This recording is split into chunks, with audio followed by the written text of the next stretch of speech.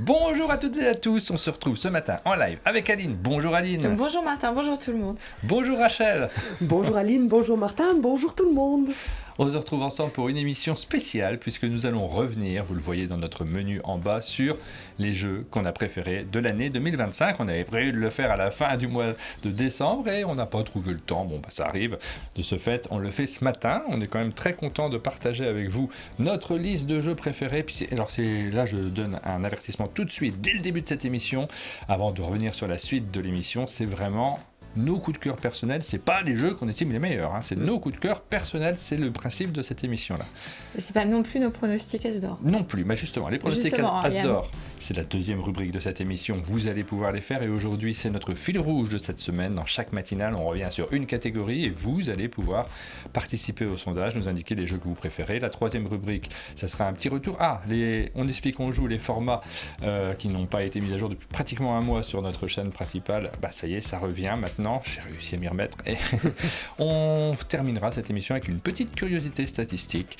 On va vous parler de vues, de publicité sur les chaînes YouTube. On s'est rendu compte qu'on a vu une vidéo qui a été sponsorisée, on ne sait pas par qui, on va demander par qui dans cette matinale, mais on regardera ce que ça donne comme effet. J'ai regardé ça en regardant tout simplement les vidéos qui ont été le plus vues sur nos chaînes de l'année passée.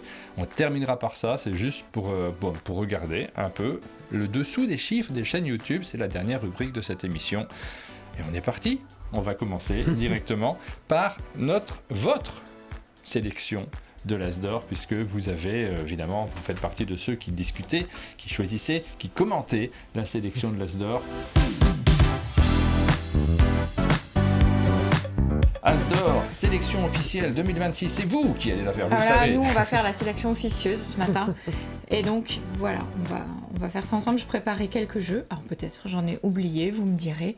Ouais. J'ai essayé c'est possible, c'est probable. d'être assez large. Et donc, on va dire quelques mots sur les jeux et vous allez pouvoir vous positionner par rapport à l'intérêt. On va passer hyper vite, donc il faut que vous soyez déjà au courant sur les jeux parce que c'est pas le cœur de cette émission-ci, mais simplement pour vous guider. Vous allez écrire ce que vous voulez, donc je vais me connecter à unmondedejeux.fr, hop, je tape l'adresse, comme ça vous voyez où vous pouvez voter. UMDJ, c'est dans sondage, vous allez dans sondage, il clignote, je suis trop loin. Tout simplement, vous allez écrire votre réponse ici, vous validez, vous écrivez votre réponse. Au départ, on a hésité à faire une présélection, c'est-à-dire vous donnez une série d'une dizaine de jeux et vous choisissez celui que vous préférez. Et puis je me suis dit, mais en fait, vous votez pour ce que vous voulez. Oui, et puis il se peut que vous ayez joué à un jeu auquel je n'ai pas pensé, vous me trouvez qu'il méritait d'être cité ou qui mériterait d'être nommé à l'As-d'or, et bien voilà, indiquez-le ici. Donc on regarde très rapidement. Donc il y a Sai Sai que tu as nouvelle noté. Maison d'édition aussi. Tu as le droit à une phrase par jeu. C'est dur, jeu mais on n'a pas le temps. De motricité fine dans un univers que l'on ne voit pas souvent exploité dans un jeu de société. Ça va ? Oui, ça va. En fait, on sait bien que vous n'allez pas jouer à tout, on sait bien que vous n'allez pas découvrir des jeux ce matin, mais simplement c'est pour vous rafraîchir la mémoire. Vous choisissez un seul jeu, vous écrivez son nom en toutes lettres, de préférence sans faute d'orthographe, parce que comme ça rentrera dans la même rubrique, et puis c'est bon. La cerise sur le gâteau, donc ça c'est l'adaptation de rien, d'ailleurs c'est un complètement nouveau jeu de Wolfgang Warsch, mais qui a gagné le Spiel, c'est celui-là c'est ça, il a gagné le Kinderspiel, et vous allez essayer d'estimer la place et la largeur de bande qui représente l'intérieur des tranches d'un gâteau. Ça va en une phrase, je trouve. On est obligé d'aller très vite. Cacosaurus, donc là je vous le dis, c'est un petit jeu coopératif un petit peu inspiré de Loop, mais en tout cas adapté aux enfants chez Blue Orange. On continue avec un matériel en volume assez rigolo. Ouais. Zim Zam Zoom, c'est un jeu gigamique enfant dans lequel vous allez essayer de vous rappeler où sont placés Zim Zam et Zoom, qui sont 3 personnages en couleur sur des cartes retournées devant vous. C'est très rigolo. On a Steve qui s'est connecté ce matin et qui nous dit ça fait plaisir de vous retrouver, mais nous aussi ça nous fait plaisir de te retrouver parmi un de nos piliers du chat. On a Wellno qui nous dit ça, on l'a présenté à Cannes. Vous vous rappelez des présentations qu'on a fait à Cannes, c'est vraiment ça nous fait plaisir en fait. Oui, puis on en a parlé plusieurs fois, ce que ça nous avait les nouvelles maisons d'édition de jeux enfants, c'est toujours intéressant de les présenter. Boo Party. Boo Party, c'est un jeu chez Loki dans lequel vous allez avoir des déguisements. Il y a cette petite boîte qui fera vous rappeler du jeu si vous l'avez croisé, qui est évidée, et on peut voir les yeux qui bougent derrière. Archéo. Archéo, c'est drôle l'exercice. Un jeu dans lequel vous allez creuser dans les strates du jeu pour aller chercher des puzzles de dinosaures, des pièces de puzzle qui vont constituer des squelettes de dinosaures. Ouais, voilà, on creuse ça en trois dimensions et ça fait partie de ceux dont on parle le plus pour cette sélection de l'As d'Or. On en voit beaucoup sur vos listings, mais c'est peut-être pas votre choix, hein. Vous choisissez vraiment ce que vous voulez. On a Splendor Kids, l'adaptation enfant du jeu Splendor, mais avec un plateau sur lequel on va mener une petite aventure, on va avancer. Donc c'est pas du tout le même système de jeu que le jeu de base. Ou comment faire jouer à un très très bon jeu de planification à vos enfants. Talk to You. Talk to You, c'est un jeu d'ambiance dans lequel vous allez faire dire des phrases à vos personnages, tous la même phrase pour que les autres joueurs autour de la table puissent savoir à qui se rattache la façon de prononcer ces phrases. C'est-à-dire que vous adaptez la voix que vous faites à l'image que vous venez de piocher des différents personnages. Très très drôle. Oui, on ne peut faire qu'une seule proposition dans ce petit sondage, parce qu'il vaut ce qu'il vaut. Hein. En fait, de toute façon, il n'y a pas de bon système de vote pour ce genre de choses, et on sait que c'est juste pour déconner qu'on fait ce petit sondage-là, évidemment. C'est pas tout à fait vous que le jury de l'As d'Or va suivre. Cascadia Junior, ça fait partie de tes favoris, Aline? Cascadia Junior, je ne sais pas si c'est mon favori. En tout cas, moi, j'y ai vraiment trouvé un grand plaisir à y jouer. C'est une adaptation de Cascadia pour les enfants. Je pense que là, vous avez tout de suite compris. Mais une belle adaptation où ça va être physique pour les enfants de se représenter ce qu'il faut faire. Ils le placent devant eux dans un diorama. Ça, c'est joli. Castlebloom, c'est... Castlebloom, on va saluer dans son ensemble tous les jeux qui visent, parce que c'est vrai que c'est l'embarras du choix. Hein. Mais j'ai mis ceux que je trouvais plus pertinents pour cette présélection-là. Castlebloom, c'est un jeu de motricité et de mémoire dans lequel vous allez empiler des tours avant qu'elles ne s'effondrent. Et ça a ce côté magique de le moment d'intense... manipulation fine, on est concentré et des éclats de rire quand tout se casse la bobine. Un gros jeu en volume aussi. Oui, pour Castlebloom, moi j'étais sur mon premier unlock, il y a un mot qui me manque. Réadaptation. Ouais. Une nouvelle version de unlock, il y avait déjà une version kids, là c'est la version, mon premier unlock, c'est pour les plus jeunes. C'est pour les plus jeunes, vous allez à nouveau faire des systèmes d'assemblage de symboles pour pouvoir progresser dans les aventures, il y en a 3. Mais cette fois, c'est vraiment un cran en dessous. Dans la difficulté, ça fonctionne extrêmement bien. Le coffre à jouer. Le coffre à jouer, c'est un jeu en volume dans lequel les plus petits vont pouvoir jouer à ranger en utilisant les couleurs et les formes. C'est adorable et ça marche très bien avec les plus jeunes. On a le Minis Club, c'est chez Loki. C'est la version Minis des animaux de Baker Street. Par les mêmes auteurs. Ouais, le Peak Challenge. Écoute, c'est comme ça une émission. Un jeu dans lequel se construit devant vous un parcours de plus en plus haut ou avec différentes hauteurs dans lequel vous allez avancer, essayer de faire des crasses à vos adversaires pour arriver au sommet de la montagne. Le premier... Amic, tu fais comme tu veux, hein, évidemment. Si tu veux voter pour autre chose qui n'est pas dans la liste, dis-nous lequel, hein, d'ailleurs. Hein. L'île des Mookies, c'est un classique, on l'entend maintenant beaucoup, c'est déjà un classique. Hein, cette année, on en entend beaucoup parler. Florian Sirex défend son jeu à fond. J'ai presque envie de lui dire, chut, Florian, une technique, parle pas trop en ce moment. ne parle pas trop si tu veux avoir l'As d'Or, parce que je vois qu'il pose partout. Et ça, je sais par expérience que c'est pas ce que le jury préfère. En fait, mais c'est un excellent petit jeu de collection avec des cartes illustrées par Siepio qui sont très efficaces. Voilà, très très très très chouette. Micro Macro Kids, c'est une version toute maligne. En fait, il y a d'excellentes versions enfants de jeux adultes cette année. Et vraiment réussi. Micro Macro Kids, c'est ça aussi. Vous allez avoir le même jeu d'observation, mais avec des mécaniques qui s'adaptent à la façon d'agir et de réfléchir des plus jeunes. Potion Express, c'est un jeu dans lequel vous allez essayer d'être stratégique et malin pour vous souvenir de l'emplacement des choses pour retourner ce qu'il faut pour que ça fonctionne dans un thème de sorcière et de chauve-souris qui dorment ou qui ne dorment pas. Et petit coup de cœur donc pour la valse des fantômes également, je crois. Moi personnellement pas tant, je trouve le jeu très bon. Mais seulement, je trouve qu'on est dans un Dry Magir, dans la lignée des Dry Magir. Mais je pense qu'il était incontournable cette année, malgré tout, de le laisser dans cette liste. Voilà pour la liste des jeux pour lesquels vous pouvez voter. On regardera à la fin de cette émission quels sont ceux qui arrivent en tête.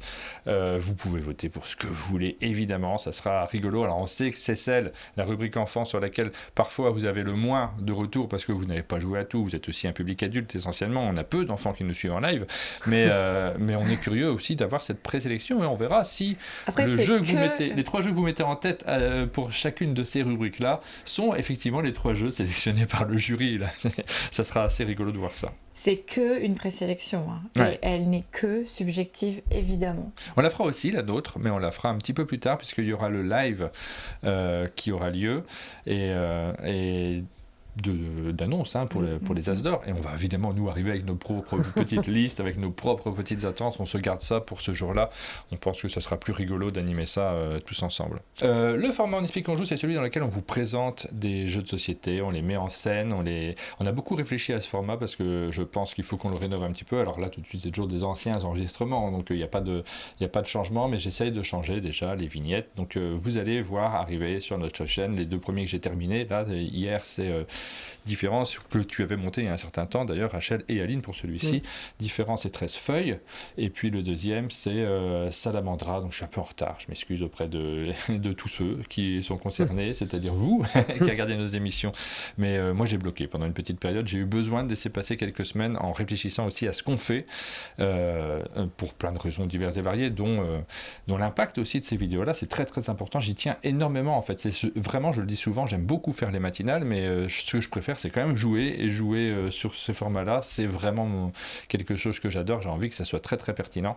Donc ces vidéos reviennent et n'hésitez pas à aller les voir. N'hésitez pas à leur laisser des avis, évidemment.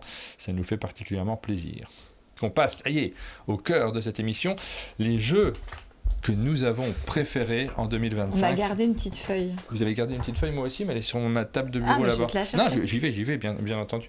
Vas-y, j'y vais. Je ne sais pas si tu vas savoir laquelle, c'est un peu bête. Donc, on vous parle des jeux qu'on a préférés sur l'année 2025, c'est-à-dire ceux qui nous plaisent le plus. Donc, ça correspond à notre type de joueur. Et moi, déjà, j'ai un regret parce que mon type de joueur, enfin, les jeux que je préfère, c'est des jeux un peu, j'ai envie de dire à l'allemande, mais qui sont, merci beaucoup Aline, qui sont à l'entrée du jeu expert. On va dire ça comme ça. C'est vraiment le type de jeu que je préfère, assez largement. J'ai toujours beaucoup de plaisir à y jouer et je continue à jouer en boucle, mais plutôt à des jeux des années d'avant. Et je me rends compte que cette année, j'ai été assez insatisfait. J'ai cherché des jeux de cette catégorie. Normalement, il devrait y avoir presque que ça dans ma sélection. Et cette année, assez peu de trucs, assez peu de jeux qui m'ont emballé. Je ne sais pas ce que tu en penses, Rachel. Je te regarde un peu. Non, mais je suis un peu dans le même cas parce que je me retrouve avec, dans ma sélection finale, des jeux qui m'amusent, mais pas des jeux que je suis sûr d'avoir dans ma ludothèque encore dans quelques années. Ouais. Mais après des arrangements qui m'ont un peu arraché le cœur, j'arrive avec des jeux où je suis sûr que tu me réinterroges dans 5 ans, j'en ai plus la moitié. Ah oui, c'est une difficulté aussi, effectivement. Mais ça, on le fait chaque année, cette petite rubrique, et on a forcément plein de jeux qui passent à la trappe, qu'on aime moins, qu'on suit moins sur la longueur. On a conscience de ça. On va procéder par ordre inverse, c'est-à-dire que je vais vous donner le numéro 10, et tu as 2 numéros 10, toi, à chaque fois, c'est ça, Aline ? Alors, en fait, j'ai pas réussi à faire une liste qui mêlait les jeux enfants aux jeux plus adultes, on va dire ça comme ça. Et du coup, j'ai fait une liste pour moi. Et j'ai fait une liste qui n'est pas vraiment la mienne, mais qui est celle de tous les enfants. J'imagine j'ai essayé de me baser sur les ressentis des enfants avec qui j'ai joué, que ce soit les petits testeurs, que ce soit mes neveux, que ce soit les enfants d'amis, notamment à Valménier ou au chalet. Et donc j'ai essayé de me baser sur ces ressentis-là et sur les choix faits par les enfants dans les séances des petits testeurs qui vont vers un jeu plutôt que vers un autre. Et j'ai fait une deuxième liste de 10 jeux enfants. Et des fois, je suis pas sûre que j'aurais mis dans le même ordre, mais leur ordre à eux, c'était à mon avis celui-là. Je vais essayer de vous suivre et de montrer les boîtes de jeux, mais ça fait beaucoup de jeux, vous l'avez compris, donc en fait il faut être réactif. On va essayer de l'être, mais je vous promets pas de l'être à chaque fois. Juste un petit mot en plus. Là, je vois marqué sur le jouet FR qui nous dit Edora, c'est pile dans la catégorie de ce qui te plaît, Martin, à l'allemande, plutôt initié, début, expert. Non, oui, et j'y ai pas joué. Et donc en faisant ma liste, je me dis mince, j'ai pas eu le temps. J'ai failli te dire hier, mais j'étais trop débordé. On se fait une partie d'Edora parce qu'il me manque celui-là. Et je m'en veux un peu parce que normalement, c'est pile effectivement dans ce que je recherche. On essaye d'y jouer prochainement. diras quand tu auras joué. Ouais, non, depuis la sortie des Durac, je suis sous l'eau. Complètement sous l'eau. Donc voilà. On a fait notre sélection parmi les jeux qu'on a aimés cette année et on a essayé d'en sortir 10 qu'on aimait plus particulièrement. Mais au quotidien, vous pouvez retrouver nos goûts à chacun sur le site amondedejeux.fr, parce qu'en fait, il y a une petite étiquette sous les jeux qui dit lesquels on met dans notre ludothèque ou pas. Donc c'est une autre façon d'aller peut-être voir plus large. On nous demande si le vote est déjà actif. Ah oui, c'est parce que tu cherches peut-être pour la section d'avant, vote sur la sélection de l'As d'or. En fait, je remontre où est-ce qu'il faut voter. C'est actif depuis le début de l'émission. Vous cliquez sur la deuxième icône, c'est un sondage en réalité. C'est pas la rubrique vote habituelle. C'est juste un sondage. Vous cliquez ici, vous marquez là votre jeu que vous attendez le plus et vous validez et c'est bon. Voilà. On continue. Numéro 10. Donc, qu'est-ce qui commence ? Je vais commencer directement, si vous le souhaitez. Oui, bien sûr. Qu'est-ce qui commence, moi ? Oui, c'est pour animer l'émission. Voilà, on a perdu des minutes. Super. Hein. Je vais parler beaucoup plus vite comme ça pour répondre. Allez, vas-y, c'est à toi. Allez, je vais choisir. On est en 10e position. Je vais choisir un jeu. Finalement, quand je fais mon petit bilan, je me rends compte que je l'ai beaucoup aimé, que j'ai envie d'y rejouer, que les sensations de jeu me plaisent. Je le trouve pas parfait, ce jeu, mais je l'aime quand même bien. J'ai choisi le Royal Society of Archaeology, le jeu d'Éric Jumel publié par Atalia. Et franchement, j'en ai pas beaucoup dans cette catégorie-là. J'avais envie de mettre des jeux de cette catégorie-là. Je le trouve plutôt séduisant. Je cherche, je vois pas trop qui me plaisent du même type parce qu'il y a des interactions entre les joueurs, de la réflexion, pas mal de choses que j'aime plutôt bien dans le jeu de société, avec la gestion, évidemment, ce côté, je vais récupérer des ressources et essayer de leur donner le plus de valeur possible, des tableaux en l'occurrence. Donc je vous conseille Royal Society of Archaeology en 10e position. Je ne vais pas faire trop long, sinon on n'a pas fini l'émission. Rachel ? Moi, on y a joué ensemble et j'ai pas joué suffisamment, mais je sais qu'il a tout pour me plaire. C'est Hobbit, histoire d'un aller et retour.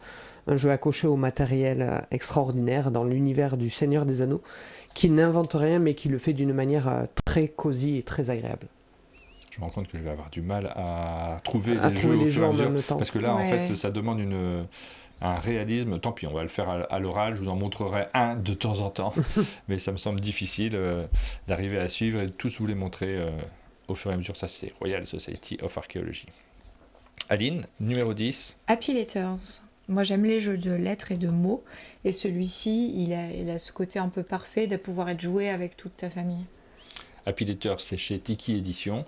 Et puis donc, non, tu ne suis pas au fur et à mesure pour les jeux enfants, non les jeux enfants, je mets Talk to You. Ouais. Comme ça, on peut juste les citer. On en a déjà parlé juste avant. Talk to You. Donc, c'est Djeco, celui-ci. Oui, oh là, c'est dur à dire. C'est chez Djeco. Ça, c'est notre numéro 10. On passe à... C'est un virlang, je ne m'étais jamais rendu compte. Petite remarque supplémentaire, pardon, je ne vous l'ai pas dit, mais si jamais il y a un jeu que vous avez sélectionné, mais plus haut dans votre liste, vous dites hop, on en parle plus tard. D'accord. Comme ça, ça évite de parler plusieurs fois des mêmes jeux. Et j'ai aussi adoré, je ne l'ai pas mis le Hobbit, mais j'ai aussi beaucoup aimé celui-là. Finalement, j'ai choisi de ne pas le metmettre. J'aurais pu. Franchement, il n'est pas loin. T'avais vu ma liste, c'est pour ça. Non, même pas. Il n'est pas très loin de ma liste. Talk to You, par contre, non, je ne l'ai pas mis non plus. Bon, on est des adultes. On parle de nos jeux préférés, nous, en tant qu'adultes. Numéro 9. C'est pour ça que je les ai... Numéro 9, en numéro 9, moi j'ai mis Tech Time. Franchement, je trouve que c'est un petit bijou, ce jeu-là. Je ne le mets pas plus haut parce que... on parle de son type de joueur, des joueurs que l'on représente. Et là, on est dans du jeu coopératif, dans un type de jeu qui, honnêtement, ne me correspond pas à la base. Et pourtant, j'ai pris beaucoup de plaisir à y jouer, à en faire quelques parties. J'ai pas été très, très, très loin non plus. Mais je le trouve très, très efficace. Et évidemment, c'est un des gros succès de cette année. Je m'attends à le voir dans les sélections de l'As d'or, évidemment. Il n'est pas du tout un expert, Là, on vous fait notre liste. C'est pas d'une liste, c'est notre liste des 10 jeux qu'on a préférés sur l'année, qu'ils soient enfants, experts, initiés ou familiaux. Et c'est marrant que personne n'ait fait hop. Personne n'a fait hop, personne l'a mis dans sa liste. Il était très, dans les 12, 13e places où ça s'est battu. En fait, il faudrait lister plus large. Juste, on n'est pas le public sur un Tech Time, peut-être. Quoique, moi, si, finalement, franchement, c'est un jeu que j'ai envie de faire complètement. Je ne l'ai pas encore fait, mais j'aimerais bien l'avoir fait complètement. Je le trouve magnifique, mais je pense que je ne suis pas le public. Et à jouer à ce genre de jeu, je préfère Ritual. Ouais. Donc, voilà pourquoi. Ensuite, on continue, Aline, ton numéro 9. For a Crown. Far Cry. J'ai beaucoup aimé la méchanceté gentille de ce jeu. Ouais, et le matériel, et puis les sensations que ça te crée. C'est vraiment un jeu avec lequel je passe un bon moment, et j'aime bien le montrer à des nouvelles personnes qui n'ont pas encore joué non plus. Ouais. En enfant, j'ai mis la valse des fantômes, et avec un peu cette nostalgie ça me fait penser à cette gamme Dry Maguire que j'ai beaucoup aimé. Rachel, quel est ton numéro? Et moi, en 9e, c'est Sengoku Province en guerre. Et vous allez le voir dans mon classement, il y a beaucoup de jeux cette année aux règles un petit peu pures, où on croit qu'on peut programmer certaines choses, mais dans lequel une part... c'est un mélange entre programmation et petite part de chaos qui rend les jeux très très drôles pour moi autour de la table. J'ai beaucoup aimé aussi. En vrai, il serait peut-être dans mon top 10 si j'avais plus joué cette année, parce que j'y ai pas de temps joué. Je crois que j'en ai fait qu'une seule partie. Ensemble, du coup, c'est avec moi. Ouais, voilà. Une seule partie ensemble que j'ai vraiment bien appréciée. Alors, il y a aussi... J'ai pas trouvé que en fait, j'ai trouvé le jeu génial, j'ai pas trouvé cette partie géniale. C'est-à-dire qu'il y avait une disposition qui est aléatoire, forcément au début, mais qui, à un moment, avait plié le jeu d'une certaine manière, la disposition en elle-même. Et de ce fait, je me suis dit, ça, j'adore, ça, il faut que je rejoue. Et c'est dommage, c'est pas la meilleure partie, mais quand même, je pense que j'aurais pu le mettre aussi, tout à fait. On passe au numéro 8, on enchaîne. En 8e position, j'ai mis un petit jeu de cartes, Echoes of Time. Hop, tu l'as mis plus haut. Petit jeu de cartes très simple, donc on en reparle un petit peu plus tard, mais finalement, il m'a plutôt séduit. J'en ai fait quelques parties, finalement. Moi aussi. Ouais. Donc ça fait partie au final, c'est pas un coup de cœur incroyable, mais ça reste dans les jeux où je me dis, c'est un coup de cœur un tout petit peu plus incroyable. Un tout petit peu plus incroyable, tout petit peu, on en reparle juste après. Ton numéro 8, Rachel? Moi, c'est Candy Spiders Leopards, quand je vous dis que j'ai beaucoup aimé ce jeu de pli. Qui est aussi de la collection portée par un jeu de pli, mais de la collection méchante, parce que vos valeurs peuvent augmenter, mais elles peuvent aussi s'effondrer, et ça crée quelque chose entre les joueurs. Vous allez le voir, je suis quelqu'un de très chafouin. J'ai bien aimé aussi. J'ai bien aimé, mais alors je le trouve plus anecdotique. Oui. C'est-à-dire, anecdotique n'est pas forcément une critique dans cet usage-là. C'est-à-dire que j'ai pris plaisir à y jouer. Je reprendrai plaisir à y jouer. On a besoin de petits jeux un peu anecdotiques, légers comme ça, également. C'est pas le bon terme anecdotique, j'annule ce terme. Je trouvais un autre plus... je sais pas. Non, mais c'est ce que je dis quand je dis qu'un jeu, dans 5 ans, peut-être que j'y rejouerai plus. Oui. Mais où je suis toujours contente de la découverte et toujours contente de partager cette expérience avec les autres joueurs. Aline? Mon numéro 8, c'est Cachamot, chez Banquise, qui est un jeu d'association d'idées avec un petit matériel à rabat qui représente un cachalot. Et mon numéro 8 enfant, c'est Potion Express chez Kiwizu, ce jeu de chauve-souris endormie. Jeu de chauve-souris, je pense que là vous avez la mécanique. Candy Spider Leopard nous demande duquel il s'agit sur le chat. Pardon, je vous mets pas toutes les images au fur et à mesure, c'est celui qui a été choisi par Rachel en 8e position. Voilà pour Candy Spider Leopard. En fait, j'ai bugué parce que je me suis dit je vais citer les auteurs et j'ai eu un doute. Sur lequel? Sur Potion Express, mais c'est Théo et Elodie. Théo Rivière et Elodie Clément. Oui, je pense. De mémoire. Et c'est à cause de ça que j'ai bugué. Je n'ai pas voulu être inélégante, mais il me semble que c'est ça. Oui, c'est ça. C'est ça. Voilà, pour Potion Express, choisi par Aline dans la catégorie enfant. Nous, forcément, on va pas... Moi, j'en ai pas. Je n'ai pas mis des jeux enfants dans ma sélection. On est concentré sur nos goûts personnels en tant que joueur. On a fait les numéros 8, on a fait le tour. Oui. On passe au numéro 7. Alors là, on rentre dans les jeux où j'ai moins de remarques. Si tu veux, sur les précédents, j'avais moins... je les trouve bien, mais en fait, soit je suis pas tout à fait le public, soit je vois des défauts au jeu. Là, je suis un peu plus... hypé par les 7 premiers en ce qui me concerne, évidemment. Là, on commence par Digi7, moi que j'ai mis en 7e position. Je m'attendais à ça.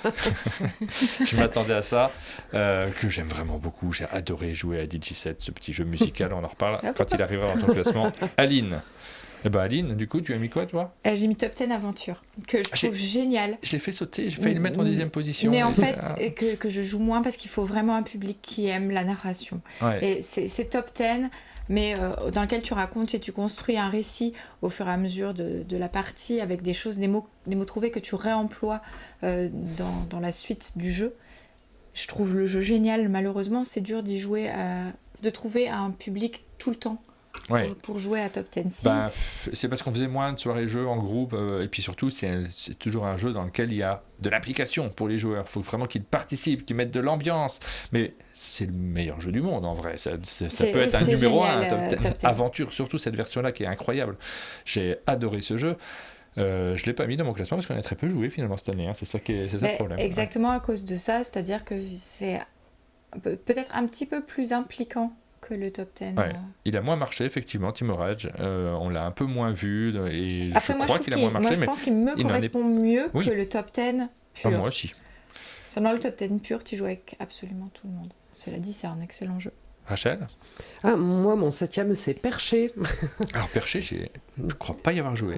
C'est excellent. Perché, c'est un jeu dans lequel on va placer des oiseaux, mais pas forcément à sa couleur. On a tiré au début de la partie des petits oiseaux de sa couleur ou des couleurs des adversaires, et on va venir les placer sur les tuiles avec un système de majorité.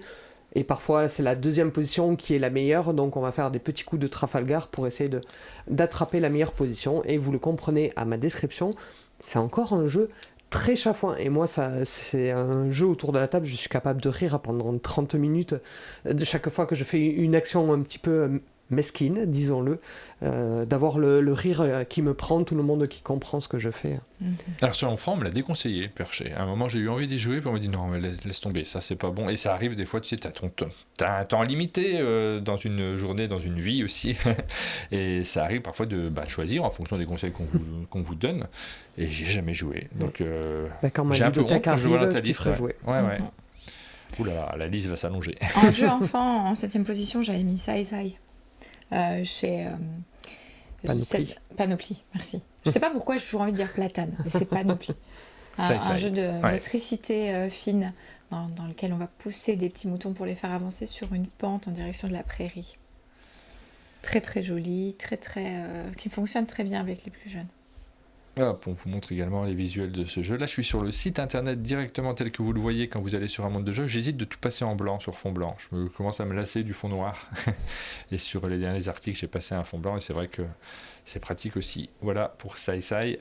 Très belle édition du jeu. Ouais, très très chouette. C'est quel éditeur celui-ci? C'est Panoply, c'est ça? Ouais. Leur premier jeu. Oui, tu l'as dit, je sais bien. Mais Ça, c'est pas ça, c'est parce qu'à chaque fois, je réfléchis. Platane, Panoply. Et pourtant, Platane n'a rien à voir avec les enfants, alors qu'une panoplie, c'est un déguisement, ça a à voir avec les enfants. C'était notre 7e, on a tous fait le 7e? Oui. On ralentit un petit peu le rythme, on a été assez rapide sur les premiers, mais là on a de plus en plus de choses à dire. 6e jeu préféré, on change l'ordre? On commencerait pas par Rachel pour un coup? Allez, mon 6e, moi c'est un tout petit jeu de cartes qui s'appelle Symbiose, qui est édité par Subvertier, un jeu de Jérémy Cressel. On a très peu de jeux en commun pour l'instant, genre personne ne nous arrête. Ouais, c'est fou. Et c'est alors si je vous dis ça, je vais pas vous vendre du rêve si vous avez pas vu ce que c'est le jeu, mais c'est un skijo-like avec des cartes magnifique, mais qui est très engageant dès les premières cartes retournées, avec des couleurs, des valeurs, mais une très belle thématique, et qui se joue très bien en chacun pour soi, ou en équipe, qui est encore plus subtil, vraiment un petit bijou addictif qui est Symbiose. J'ai hésité à le monter un petit peu plus haut dans ma liste. Nous aussi. Moi j'hésite entre deux trucs. C'est génial, c'est super, j'adore, et je m'en fous. Tu vois, je suis partagé entre les deux selon les jours. C'est-à-dire que des fois, tu es un peu fatigué, tu as envie de faire des jeux un poil plus légers, et Symbiose, c'est parfait pour ça. Et puis d'autres fois, je me dis, mais c'est pas ça que je cherche dans le jeu de société. Tu sais, j'ai toujours ce sentiment, moi, pardon de citer une boutique pour laquelle tu as travaillé, c'est-à-dire que pour moi, le jeu de société n'est pas un passe-temps. C'est...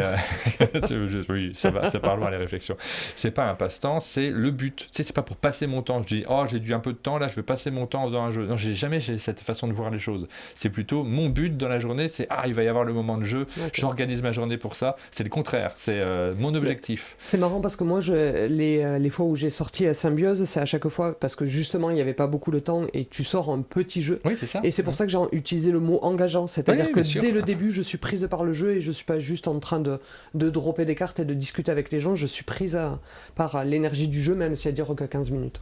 Et c'est pour ça que je te dis que je suis partagé entre des fois j'ai l'impression que c'est un passe-temps et donc c'est pas mon but, un excellent passe-temps, génial, mais c'est pas mon but. Quand je m'installe à une table de jeu, j'ai envie de vivre des moments forts, et d'autres fois je trouve ça super, voilà. Donc ça dépend vraiment de l'humeur du moment, et je l'ai pas mis dans ma liste au final, mais je le trouve très chouette. Aussi, je trouve.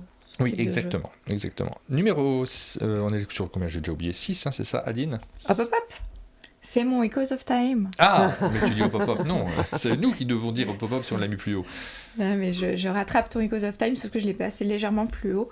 J'ai adoré ce jeu. Je crois que voilà, j'ai vraiment eu un vrai coup de cœur. Je trouvais ça très très bien. C'est une catégorie qu'on aime bien, nous, souvent. Oui, mais c'est cette façon de gérer la planification visuellement par cette roue du temps qui en fait est un aplat du temps, mais circulaire, il faut l'imaginer circulaire, qui te permet d'anticiper ce dont tu vas avoir besoin pour créer la bonne situation qui va te permettre de récupérer ce que tu veux pour pouvoir poser et puis pouvoir engranger des points. Je trouve ça génial.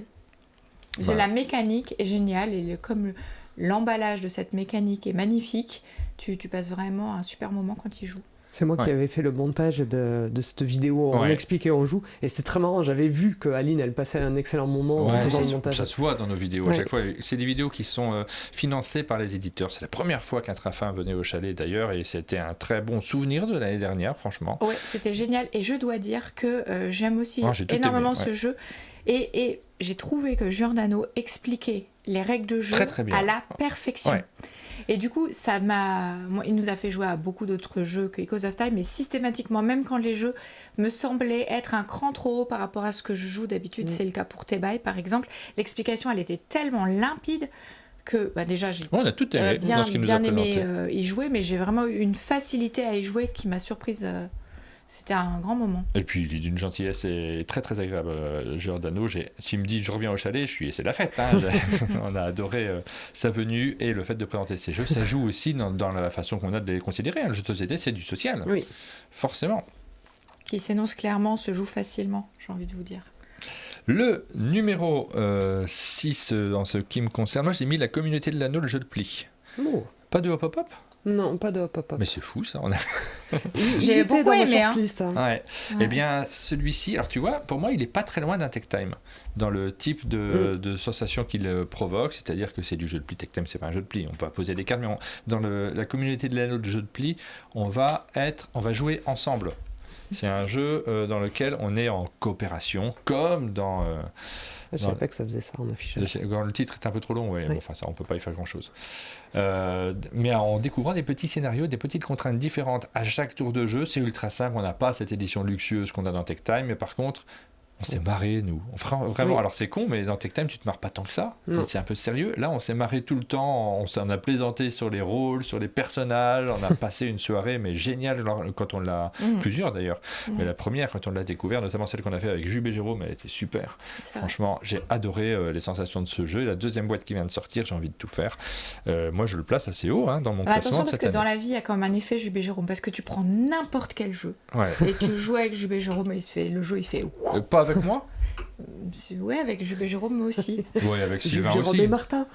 Avec Sylvain aussi, avec les gens qui jouent pour jouer. Il y a cette ambiance qui se crée de chaque chaque jeu a cette petite saveur supplémentaire. C'est vrai qu'il y a des personnes qui, quand ils viennent jouer, c'est pour jouer. Et il y a des personnes, quand ils viennent jouer, c'est pour critiquer les jeux.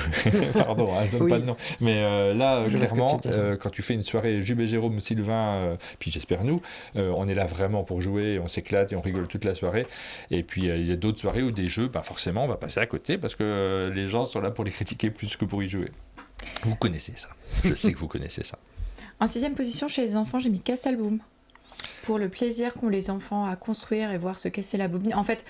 le même plaisir que vous voyez quand vous avez des enfants qui jouent au Capla et qui construisent un truc de génial et ça se casse la bobine, et c'est pas grave, c'est pas triste parce que c'est même drôle. On rit. Il y a ça dans le jeu, mais il y a plus que ça puisqu'il y a une mécanique de mémorisation qui est très sympa tout autour de la boîte. Le thème est assez rigolo. Ça a très bien fonctionné chez nous.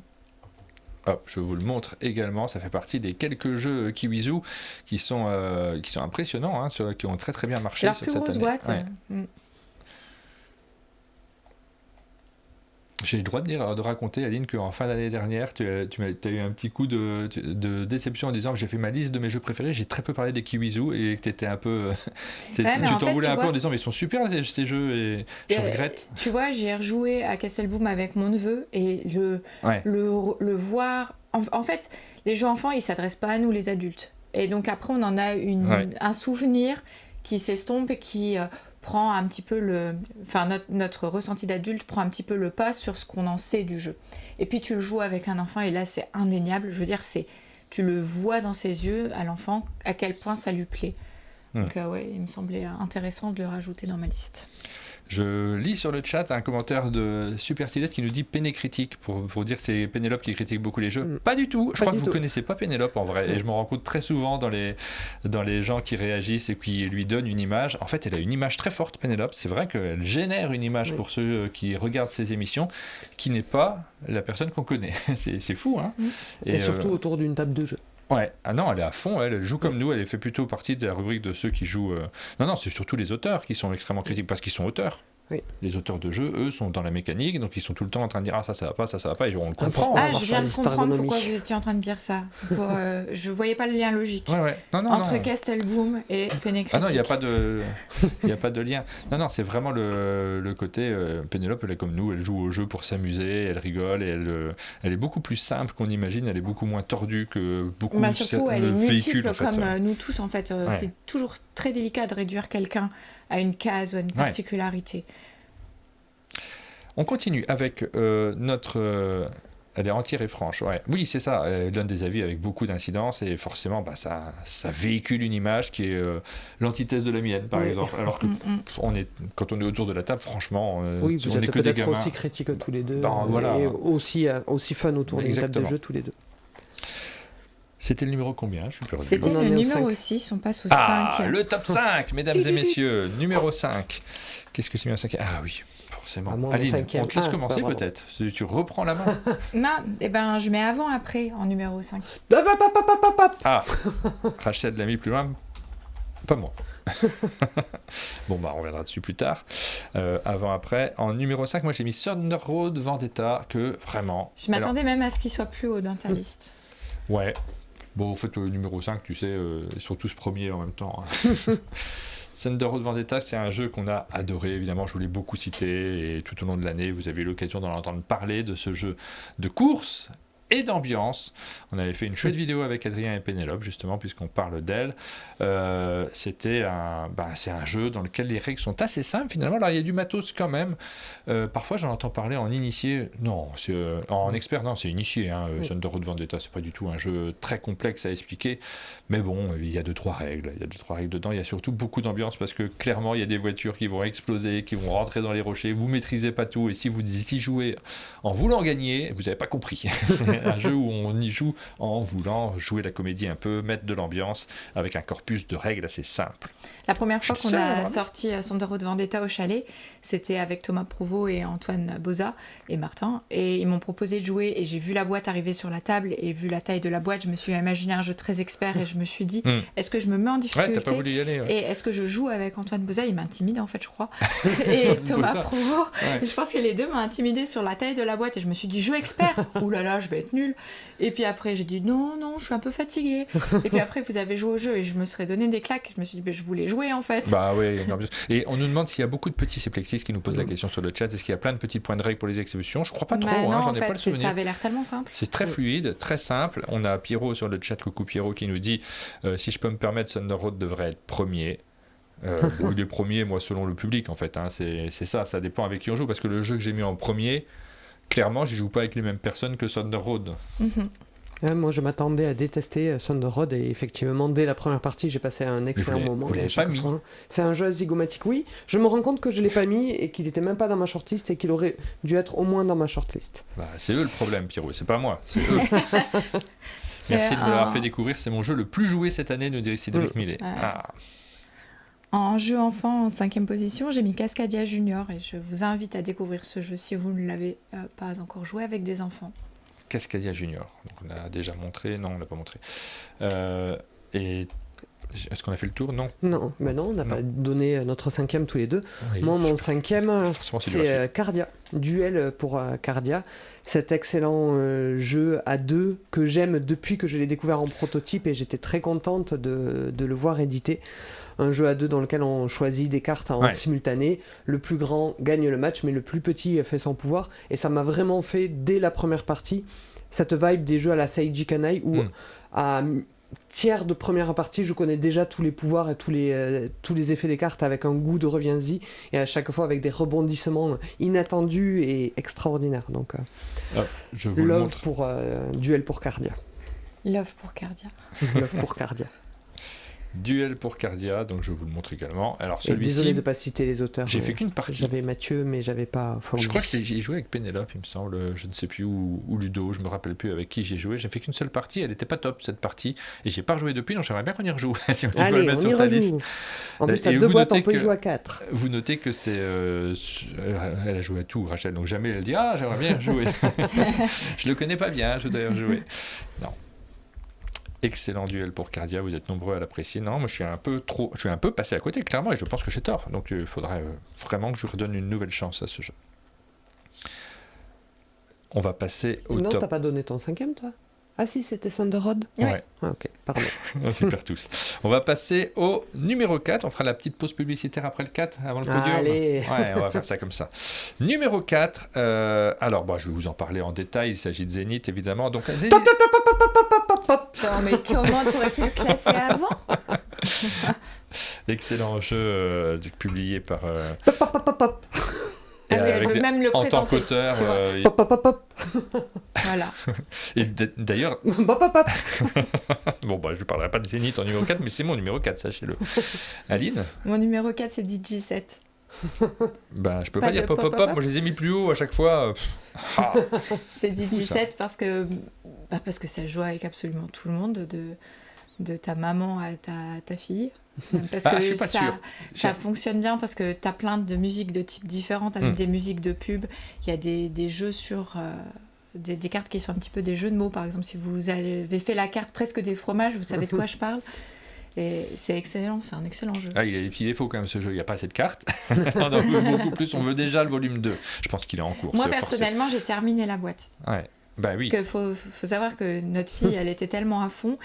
Vous savez ce qu'elle fait? Elle va sur les réseaux sociaux de haut les mains quand elle est au lycée et qu'elle n'a pas la boîte. Et avec le téléphone de sa copine, elle scanne les QR codes depuis l'Insta sur son propre téléphone pour pouvoir montrer aux autres de quoi il s'agit. Non, on a adoré ce jeu.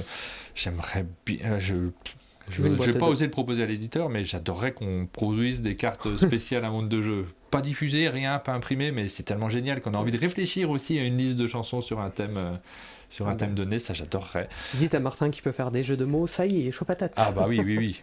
Alors, Mais après, il y a toujours un risque à ça, c'est qu'évidemment, je comprends qu'un éditeur n'ait pas envie que n'importe qui fasse n'importe quoi, parce que c'est précieux, un jeu comme ça.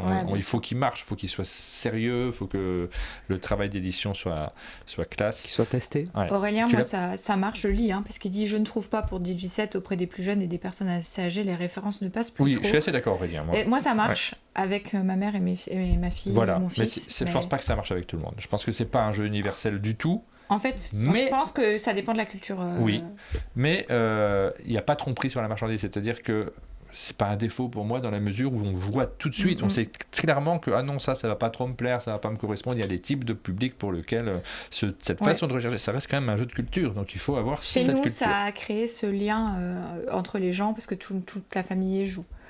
Et ça, c'est très chouette. DJ7, c'était ton numéro 4, 4. Aline. Et chez les enfants, Splendor Kids. Moi, j'avais mis Zénith en numéro 4. Pop, pop, pop, pop, pop, pop, pop. Mais moi, mon numéro 4, peut-être que je vais me faire hop-hopper, c'est Rebirth. Pop, pop, pop, pop, Ah, pop, je pop. peux pas parler de mon Tu vas numéro pas, 4, tu vas moi pas non parler de plus. Rebirth maintenant quand même. C'est beaucoup trop tôt. C'est fou ça. Ah ça y est, je peux popper les autres personnes. Ah, ça nous fait plaisir. On a fini le top 4. Page de publicité, on va se retrouver juste après. Et un petit mot d'ailleurs sur parmi les publicités que vous allez voir passer, il y a un festival. Oui. Qui prend ces pages de publicité, qui a décidé aussi de nous soutenir d'une certaine manière, mais en tout cas de mettre à l'honneur leur festival, de le mettre en avant. Vous allez le voir toute la semaine, ce festival de jeux de société. Et je trouve ça super chouette. En fait, c'est une bonne idée, parce que c'est vrai qu'on ne sait jamais trop comment communiquer autour d'un événement. Là, il y a quand même pas mal de monde qui suit cette émission. Vous le voyez, ça fait des gros chiffres de vues. Et On en reparlera en fin d'émission. Ouais, créer un événement, le promouvoir, le mettre en avant, et puis soutenir une chaîne, c'est pas forcément une mauvaise idée. Moi, je remercie. Si ça peut mettre la puce à l'oreille à d'autres festivals, ça pourrait être une chouette idée. C'est parti pour la pub.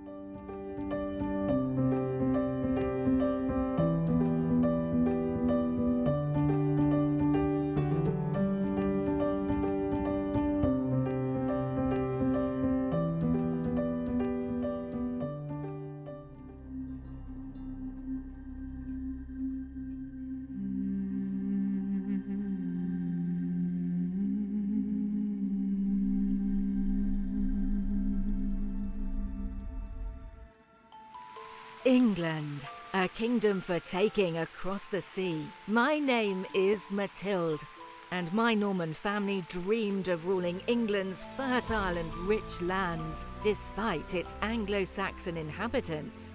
And so it is today, as I, its queen, rule England. What do I hear? You and your fellow conspirators dare to oppose my godly right to rule? Beware, because my family's wrath runs deep.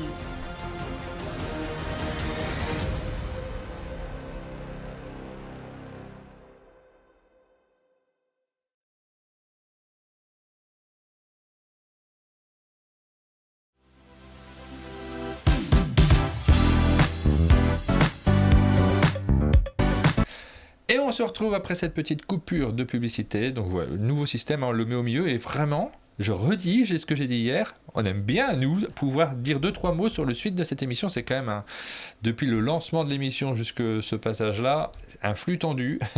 Ça fait du bien de respirer un peu.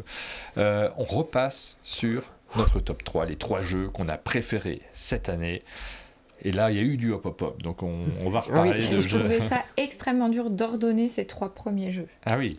Ah, moi, les 3 premiers, ça s'est fait sans aucun doute. J'ai plus eu du mal sur la zone 4-7, tu vois.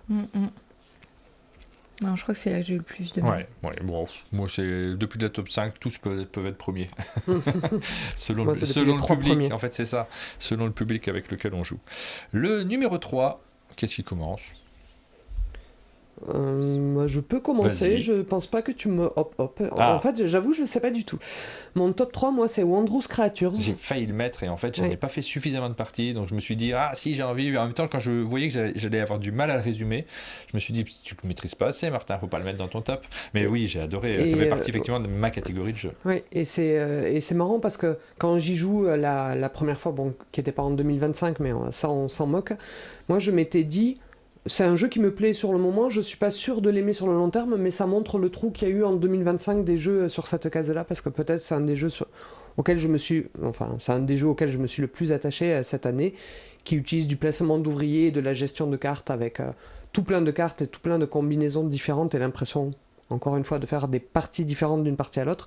Un jeu qui fait du bien, un jeu à la dopamine, où tu fais des combos, quelle que soit la carte de départ que tu choisis, où tu construis un peu un moteur au hasard en début de partie, puis après ça te paraît évident et tu montes et tu gonfles en puissance avec un côté course, des objectifs, tout plein d'éléments, d'ingrédients qui marchent très très bien sur moi. Avec du matériel mignon évidemment, mais ça aide. Mais oui. Aline ? Mon numéro 3, c'est l'embrasement, c'est Backstories l'embrasement.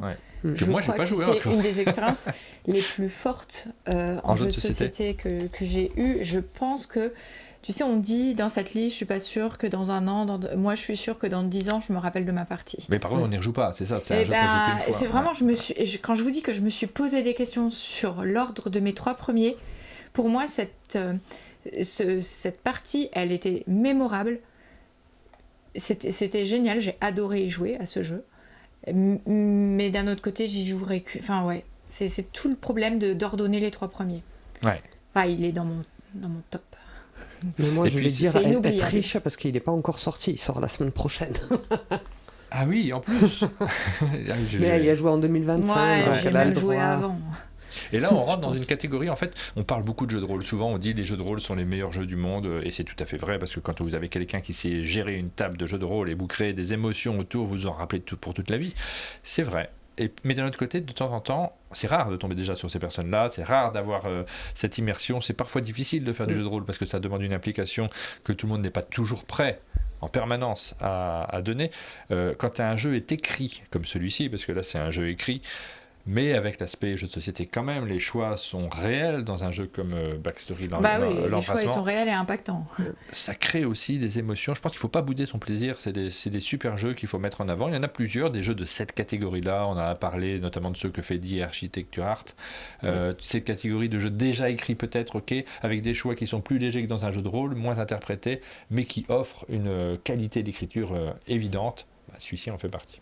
Moi, j'ai beaucoup aimé Backstories, mais c'est vrai que celui-ci, Il est dur. Et non, il est vraiment au-dessus du lot. Oui. C'est-à-dire que je me suis dit, oh mon Dieu, j'aurais aimé que ça soit ça ma première expérience de Backstories, parce que tu fais des choix moraux et impactants dès le début. Il y a vraiment plein de moments forts et de moments clés.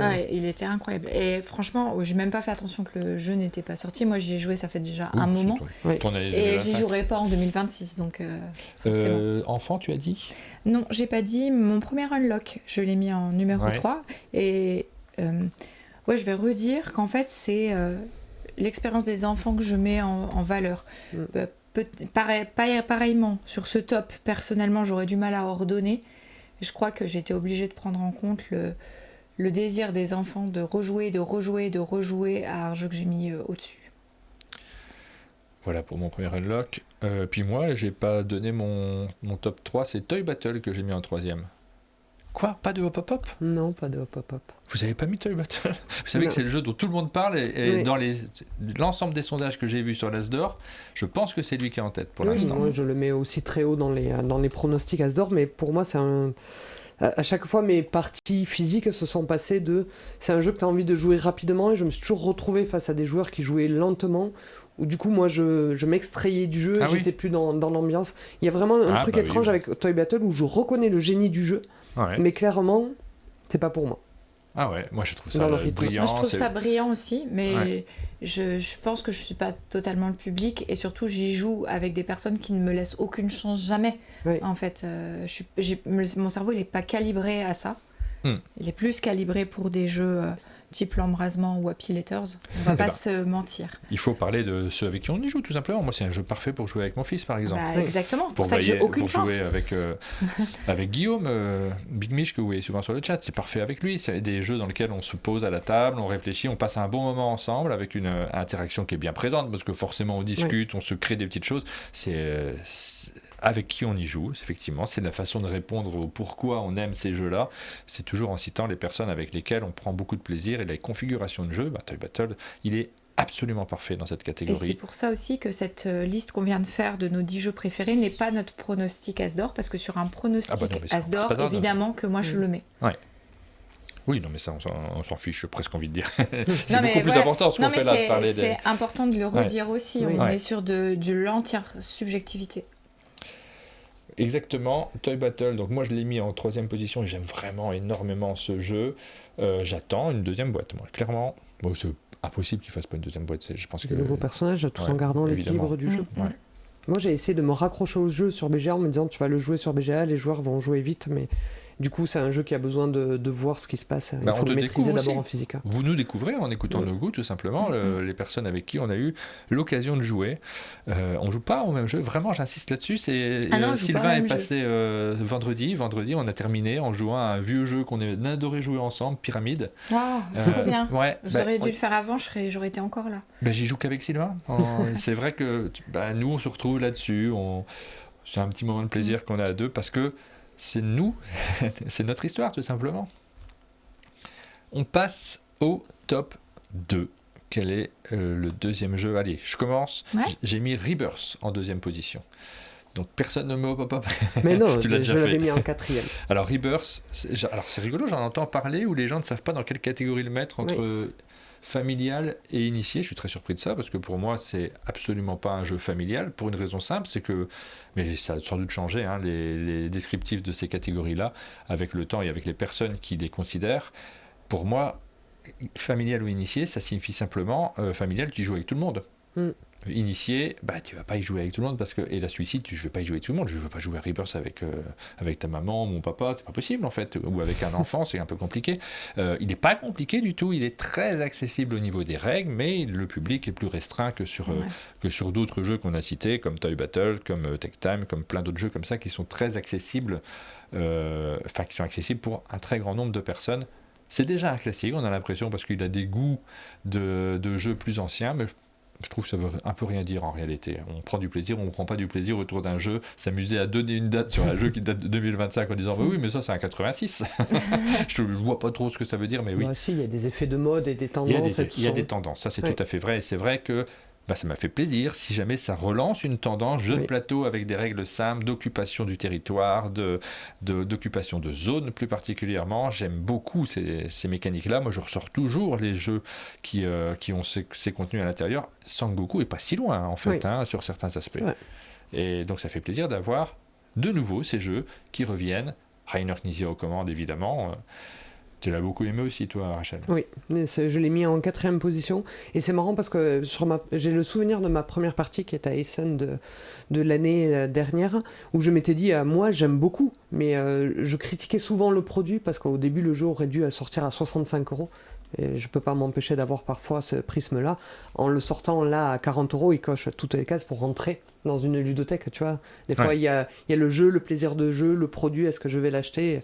Il y avait ce critère-là. Maintenant, ce critère-là a sauté à 40€, foncez si vous n'avez pas encore acheté Rebirth. Eh bien, Rachel, ton numéro 2? Mon numéro 2, c'est avant-après. Et c'est pas du tout du faillotage, disons-le. C'est...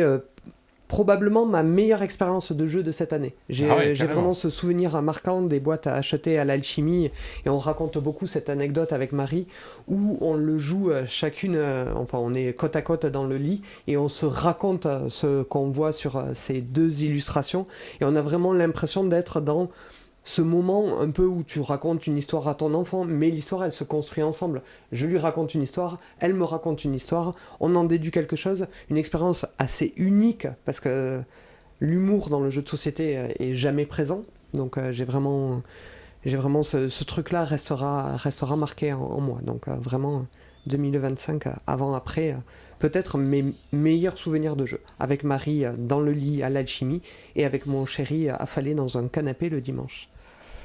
Et tu l'avais mis un peu plus haut, toi, Aline? Oui, je l'avais mis au-dessus, en 5e. En 5e position. Ton numéro 2, Aline, justement? Alors, c'est pareil, ça m'a... je savais pas comment faire avec ces 3 premiers. C'est Color Words, mon numéro 2. Hop Waouh Waouh, ouais, je l'ai mis plus haut, Et en fait, j'ai hésité, mais mon numéro 1, je peux le jouer avec absolument tout le monde, et Color Words... Pas spécialement. Par contre, j'ai un plaisir qui est autant lié au plaisir qu'à la frustration avec Color Words, parce que Martin, il gagne plus que moi et ça me saoule. Je suis désolé, je ne ferai plus. Mais c'est génial, Color Words, c'est incroyable. En jeu enfant. La cerise sur le gâteau. Ouais, le Wolfgang. Avec la double combo de le matériel est génial et les enfants, ils vont avoir envie de le manipuler, d'avoir ces petits grains de sucre avec lesquels ils vont jouer, ça fait vraiment dinette et c'est super plaisant. Et ce que toi tu observes dans leurs yeux quand ils jouent, de réflexion, de je croyais que ça allait marcher mais ça marche pas, ou le waouh tout colle, enfin c'est super super joli. Il est assez bon le jeu réellement du Kinderspiel depuis quelques années. Je comprends qu'il y a un Kinderspiel là-dessus. Ils font de très bons choix. Très sur très la chouette. sélection Alors, enfant. moi j'ai adoré y jouer en tant qu'adulte. Je me suis dit, j'espère que ça passera quand je le ferai jouer à des enfants. Je l'ai fait jouer à des enfants et c'était vraiment top. Incontournable dans les jeux enfants. Ouais. Mais on sait que le Kinderspiel, il teste avec des enfants. On n'en entend pas trop parler dans les présélections Asdor, de tous ceux qui analysent les jeux. Je ne sais pas pourquoi. Je trouve ça très bizarre parce que j'entends énormément parler de l'île des Mookies, j'entends beaucoup parler de Arkeo.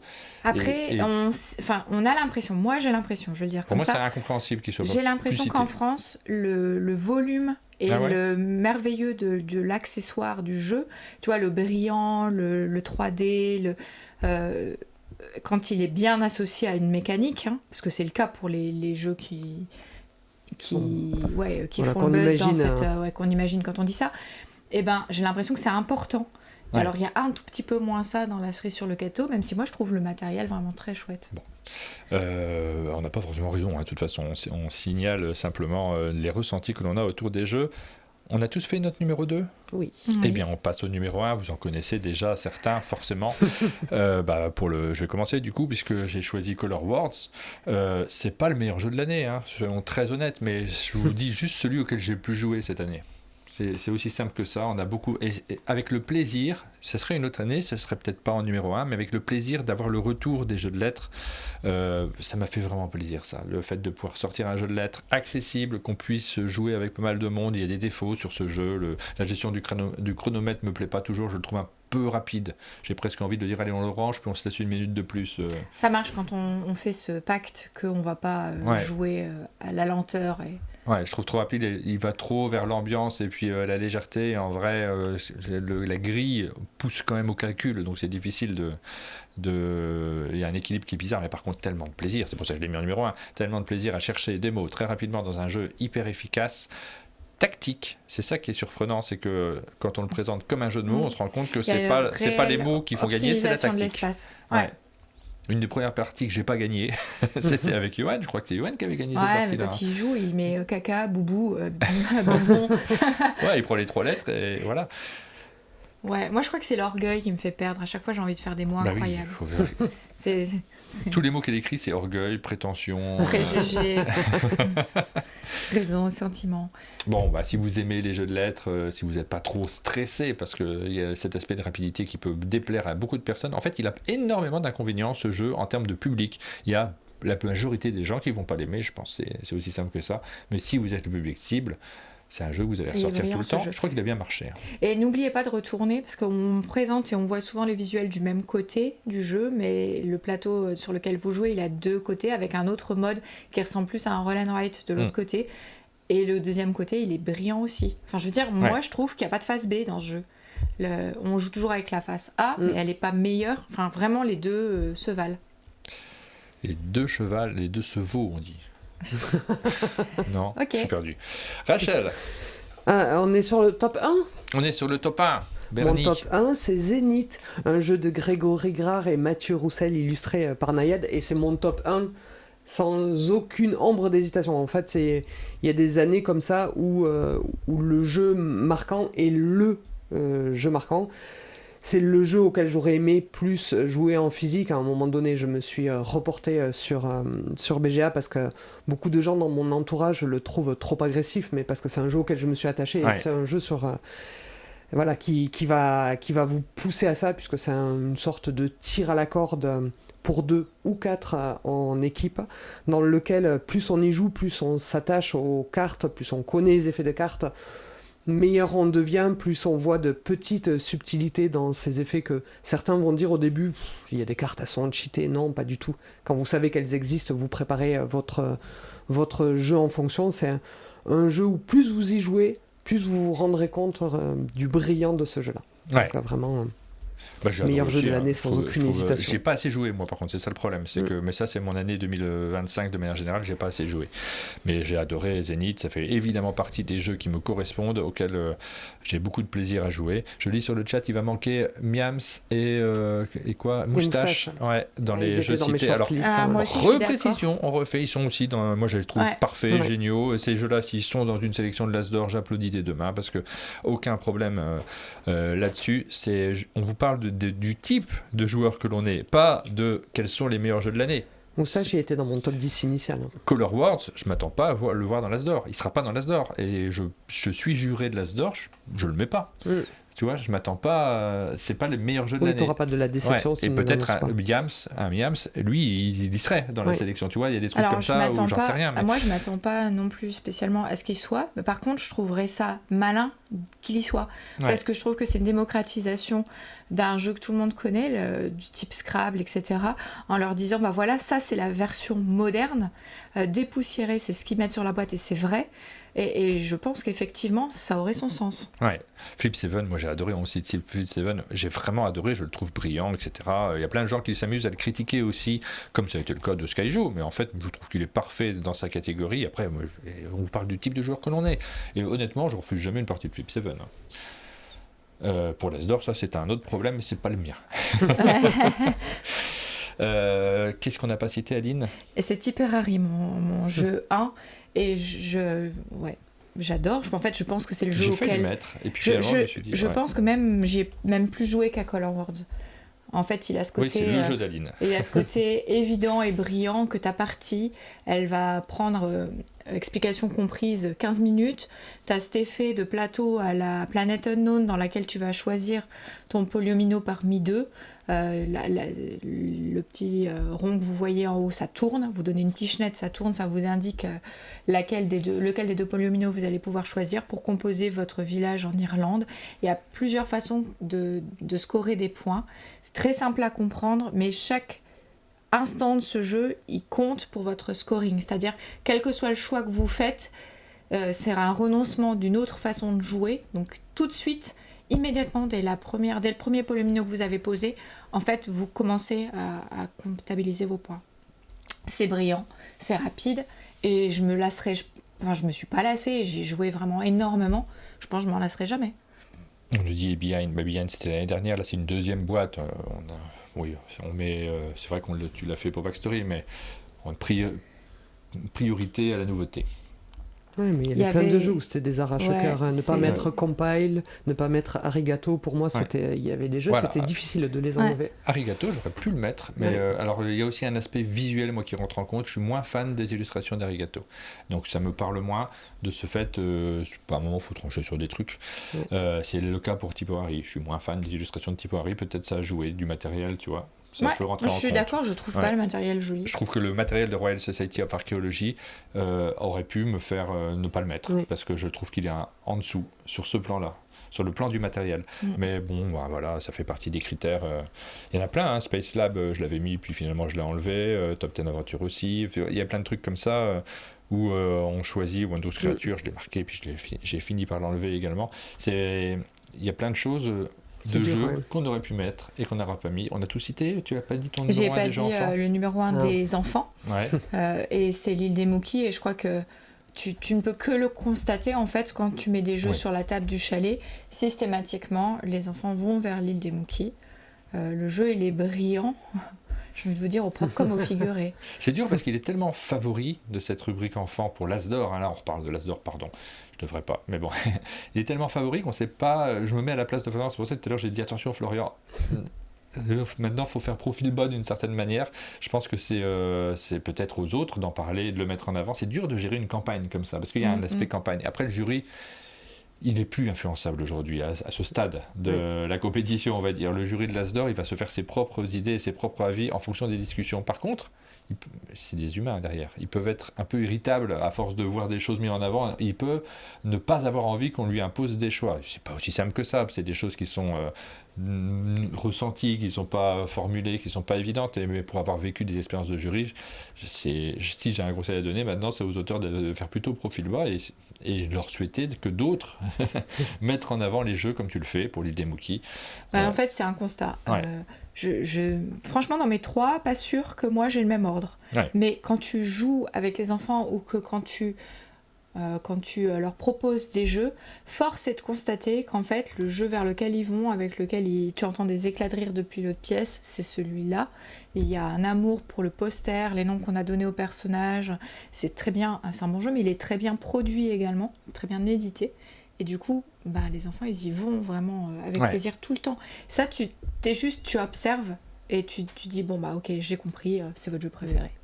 Tu ne peux que l'observer. Moi, j'ai l'impression que l'île des Mookies fait l'effet sur les enfants, ce côté très addictif que faisait Zombie Kids Evolution à l'époque. Ils veulent la prochaine partie, 1 pour le plaisir de jeu, mais 2 pour ce jeu de collection à la Pokémon. Il faut reconnaître que le jeu est extrêmement rapide et les enfants, ils aiment aussi ça. Tu vois, avoir fini et recommencer, ça fonctionne.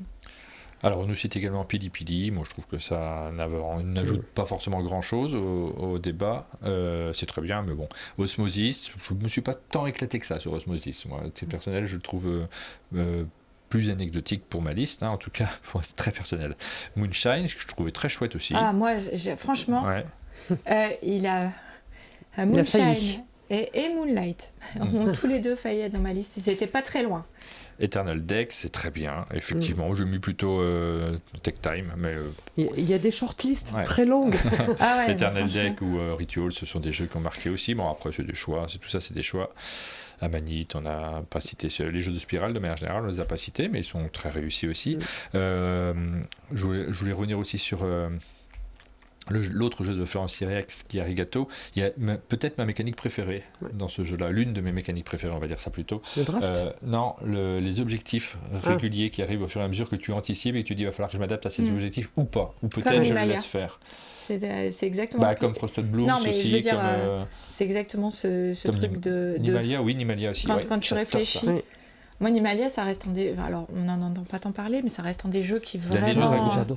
J'ai adoré, quoi. Ouais. L'année du dragon, il y a ça aussi, des objectifs qui arrivent. Et ça, je crois, quand je vois ça dans un jeu, ça m'excite un petit peu. Il y a ça dans Rebirth aussi. Il y a ça dans Rebirth. Et je crois que c'est peut-être la chose qui me plaît le plus. D'avoir une série d'objectifs où je me dis, je vais m'adapter, je les fais pas. Ça, c'est déjà du choix. Et j'adore les choix, moi, dans les jeux de société de manière générale.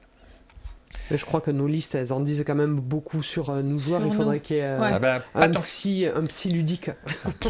Mais franchement, ma liste, je vous l'ai donnée avec plaisir, mais il me manque mes jeux. Il n'y a pas tant de mes jeux dedans à l'intérieur. Oui. Ceux auxquels je vais rejouer en boucle sur des années et des années, il n'y en a pas tant et j'espère qu'il y en aura beaucoup plus en 2026 parce que sur le niveau expert, je suis frustré. Elle est beaucoup trop légère cette liste. Ça ne me correspond pas.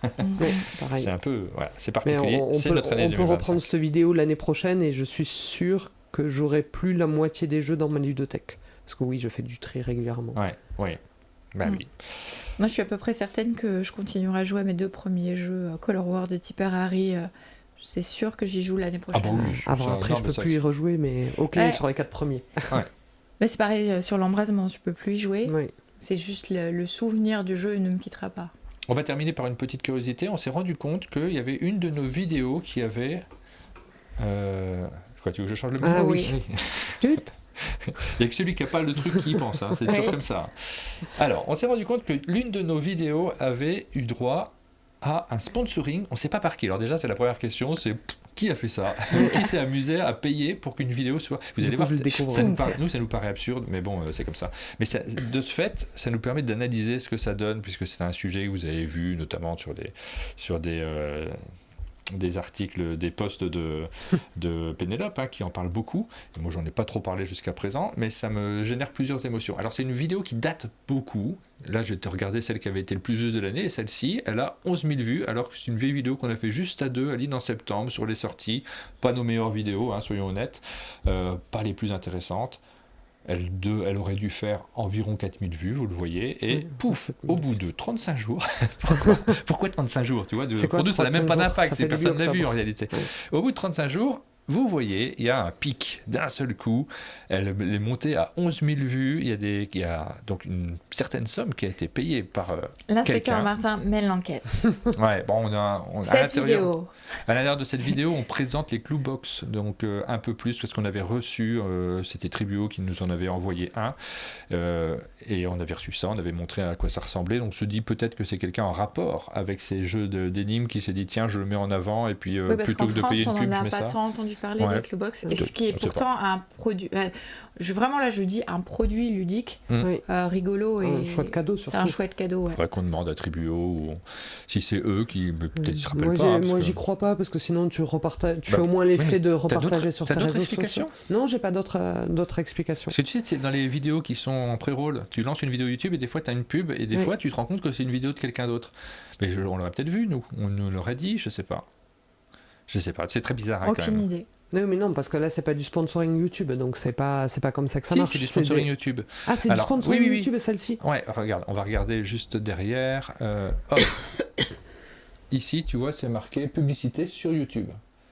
Donc 72% des... et c'est bizarre parce que je croyais, c'est la discussion qu'on avait avant de lancer le live, que les publicités YouTube, il y avait que le propriétaire de la chaîne YouTube qui pouvait les payer. Bah non, visiblement non. Ok. Ah non, moi j'ai pas mis 300 balles dedans. Ah bah alors, du coup, on va passer quelques là, j'essaie d'évaluer le prix, mais ça doit être 300 balles. Parce que tu vois, le distributeur, j'imagine pas qu'il ait les moyens en termes de communication de payer ça. Désolé. L'éditeur original allemand, il aurait au moins fait l'effort de repartager sur ses réseaux sociaux. Et puis, est-ce que le marché français l'intéresse? Il a tout vendu au distributeur. Mais surtout 1 mois et demi après, ça n'a pas de sens. Si c'est un cadeau, c'est avant Noël. Il y a toujours ce truc. Ah ouais, peut-être. Non, mais non, parce que c'était mi-octobre. Oui, mais la période d'achat de Noël, c'est quoi? C'est de début octobre à... Alors, je suis pas expert. À mi-décembre. Si je vous parle de tout ça, je ne suis pas du tout expert en chiffres, je ne sais pas ce que ça veut dire, je ne sais pas comment ça fonctionne, mais du coup ça nous a interpellés. J'ai voulu regarder les autres statistiques de cette vidéo. Quel effet ça a sur d'autres aspects? Alors là, c'est quoi? Ça, j'ai besoin de me rapprocher. C'est l'audience, donc le nombre de personnes qui regardent. Vous n'avez pas le pic. Le pic, il est au début. Donc en fait, tu n'as pas un pic d'audience sur ce moment-là. Donc tu te dis, ça sert à quoi de faire ça si tu veux dire que c'est gonflé de manière un peu artificielle? Est-ce que les chiffres, ça, peut-être vous avez la réponse, moi je les ai pas.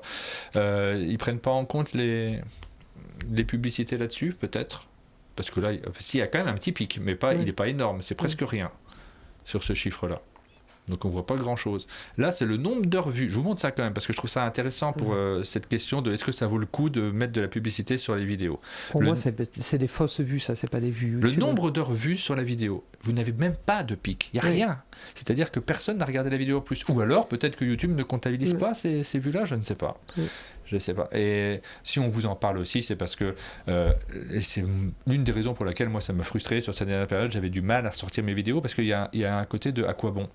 Il y a pas mal de chaînes, et vraiment c'est plutôt pas mal, qui font de la publicité, donc ils mettent en avant leurs vidéos, qui gonflent les chiffres, donc ils payent des sommes qui sont soit élevées parce qu'ils utilisent YouTube, soit faibles, mais alors c'est n'importe quoi, les vues, c'est des robots qui regardent. Avec le risque encouru de se faire strike par YouTube, qui n'aiment pas ça, parce qu'ils normalement, ils seront strikés, ces vues seront supprimées au bout d'un moment. Quand on regarde les outils, elles sont supprimées, les abonnements qui sont générés comme ça doit être enlevé par YouTube. Ces achats de vues, je m'en fiche, moi, les gens font ce qu'ils veulent. Je suis pas du tout là-dessus, je suis pas comme Pénélope. Je pense que les gens font ce qu'ils veulent, de leur argent, de la mise en avant. C'est un sujet dont elle parle aussi beaucoup. On est d'accord sur le fond, mais on n'est pas d'accord forcément sur tout sur cette question-là. Moi, je suis pas en train de faire la police des vues. Mais par contre, ça me génère un à quoi bon, tu sais, un sentiment de morosité, de à quoi sert tout ce qu'on fait. C'est si le but, c'est d'avoir le chiffre le plus élevé possible et que on s'en fiche de ce qu'on vous a montré sur cette statistique-là, c'est-à-dire qu'on n'augmente pas les vues réelles, on n'augmente pas les personnes qui regardent, pas l'audience, quasiment pas, audience. C'est juste, on a juste gonflé un truc. Alors là, il s'agit de faire de la publicité, donc j'imagine que l'éditeur qui a payé ça, ou les personnes qui ont payé ça, l'ont fait pour montrer la boîte, pour montrer ce dont il s'agit. Je ne sais même pas comment on fait. On peut faire une publicité sur un extrait? Si vous avez les réponses, donnez-les-moi, parce que je ne connais rien du tout, et je serais très curieux d'élucider ça. Oui, il n'y a rien qui dit... c'est peut-être un kidam, en fait, qui a fait ça. On doit pouvoir faire sur un extrait. Tu vois, c'est comme tu peux rajouter le nombre de secondes à laquelle la vidéo démarre. Peut-être que ça démarre à cet endroit-là. C'est possible. En rajoutant la timeline. Mais ce qui est dommage, enfin, le sujet... j'allais dire, duquel Pénélope parle, pour moi, ce qui est le plus triste là-dedans, c'est la morosité que ça entraîne de certains qui croient que c'est des vraies vues. Il y a des gens qui ne sont pas formés sur la question et qui croient que certaines chaînes sont plus à la pointe parce qu'elles font regarde le nombre de vues. On a eu une discussion la semaine dernière avec des éditeurs qui le pensent. Oui, qui le pensent, mais ils utilisent des outils qui te permettent de voir le watch rate, tu le vois qui s'effondre au bout de quelques secondes et tu sauras que c'est des vues achetées et qui n'ont aucun intérêt. On a des éditeurs qui le pensent et qui nous disent oui, je sais que c'est de la pub uniquement, mais moi c'est ce que je veux en fait. Je préfère une façon de payer pour mettre mon jeu en avant. Et en fait, moi ça me fout le cafard. C'est-à-dire que je m'en fous. J'ai plus envie de faire ce genre de choses. Moi je veux juste faire des contenus qui me plaisent et avoir des gens qui regardent. Et la question de la pertinence. Je veux y croire à ce que je fais en fait. Sinon je fais autre chose, je fais un autre métier. Donc ça me fiche un peu le cafard. Donc là-dessus, allez, après il faut se remobiliser, essayer de faire des choses qui nous plaisent, qui nous excitent particulièrement. Et clairement sur cette vidéo-là, on voit qu'il y a moins d'implication, que les chiffres devraient le laisser penser et que les gens ne la regardent pas vraiment, donc tout ça c'est fake. Pour moi la meilleure implication, c'est étrange, mais c'est toujours les humains qui sont derrière. Alors on parle des pouces, mais moi c'est le truc qui me touche le plus et c'est en ça que Twitch est génial.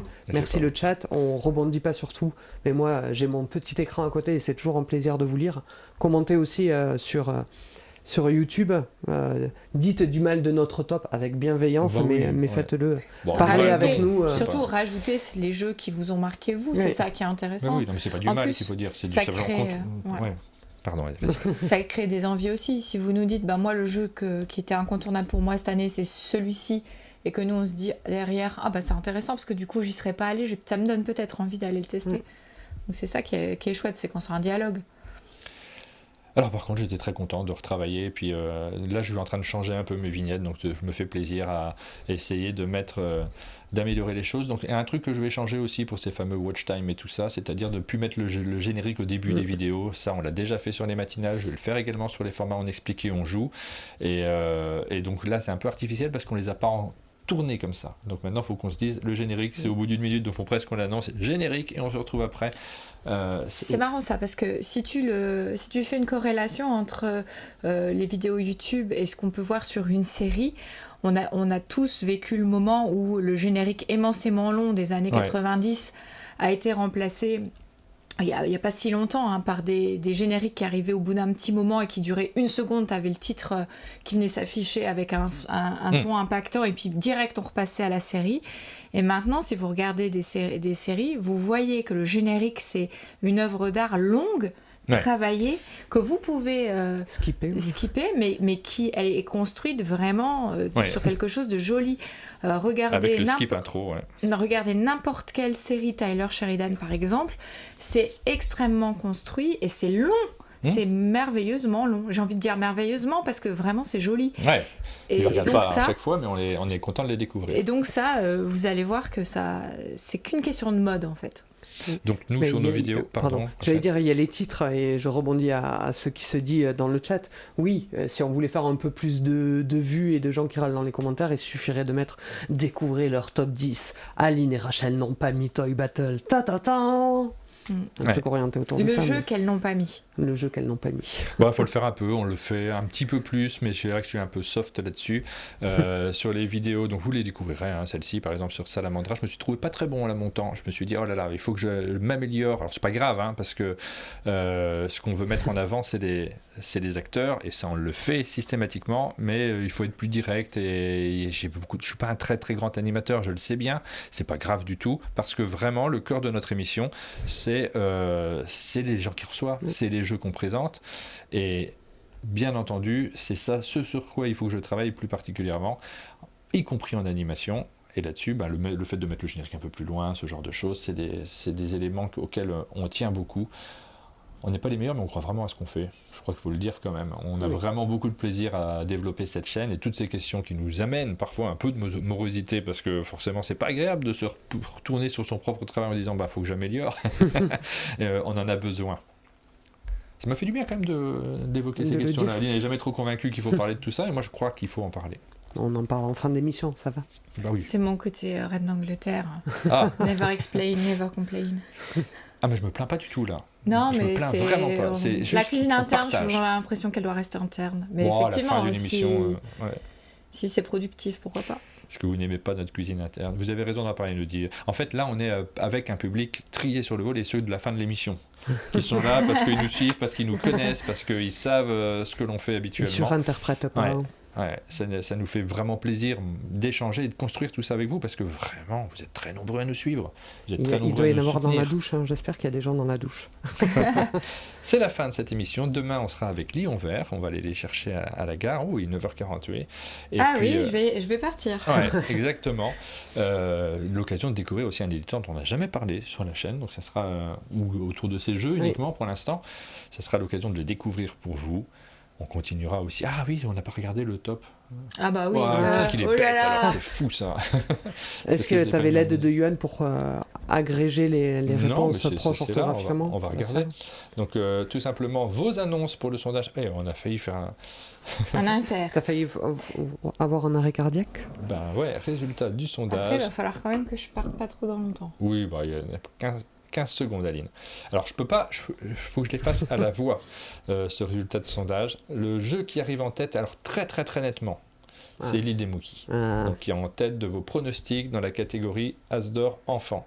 Parce que là, il faut que je compile les trois. Hop, parce que forcément, vous n'écrivez pas tous avec la même écriture. Il faut dire que Mookie, c'est pas simple quand t'as pas la boîte. Oui. Après, c'est facile est-ce que pour tu nous. mets l'accent circonflexe ou pas sur île? Ok. Alors je sais qu'elle y est, mais... Donc 39% des votes. Ouais. Donc là vraiment, c'est celui que vous mettez en tête. Ensuite... je crois qu'il faut que tu compiles Archéo aussi. On va compiler Archéo, qui arrive en deuxième position a priori. Voilà, on regroupe ces options pour vous dire le pourcentage de la deuxième position c'est 12% pour Arkeo. Et alors, le troisième, analysons un petit peu, parce que là, c'est plus délicat, c'est vraiment le top duo. Top duo. La top duo. Un petit peu de valse de fantôme, mais c'est pas lui qui arrive en deuxième position, j'ai l'impression. Ici, Cascadia Junior ou Unlock Kids. On a un vote là-dessus. C'est rigolo. Dixit, il a le droit à plusieurs votes. Je suis pas en train de faire la malpolie, je regarde moi aussi. C'est dur parce qu'il faut que je compile en même temps. Tu regardes en même temps Tu sur et je vis passer un jeu que je croyais l'année dernière et dont je n'ai pas parlé, qui est Cocon, chez Banquise. Chez Banquise. Et s'il est de cette année, il mérite très clairement d'être dans cette liste. On n'a pas mis Lolly Dogs. On n'a pas mis Lolly Dogs. Parce qu'on n'a pas mis Lolly Dogs. Sérieux, tu voulais mettre Lolly Dogs ? Moi, j'écoute ce que disaient les gens. Je suis très sensible au bruit de... Ah oui, dans la liste. Ouais. Oui, non, je pensais pas trop à Lolly Dogs. Par contre, Cocon, s'il est sorti cette année, alors que dans mon esprit, il était sorti avant Cannes de l'année dernière, donc j'étais sans doute... Il mérite d'être dans cette liste. Oui.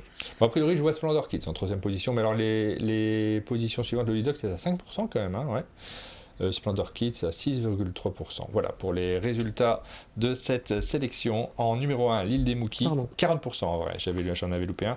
L'île des Mookies, Splendor Kids en deuxième. Arkeo 12% et Splendor Kids 6%. Voilà pour le top 3 de ceux qui suivent la chaîne et qui ont participé à ce petit sondage. Qui est peut-être un bon pronostic en fait. Hein. En tout cas, c'est des jeux dont le jury aura forcément parlé, discuté. C'est sûr. C'est la fin de cette émission. Bonne journée à tous et à demain pour un prochain rendez-vous sur notre chaîne. Ciao.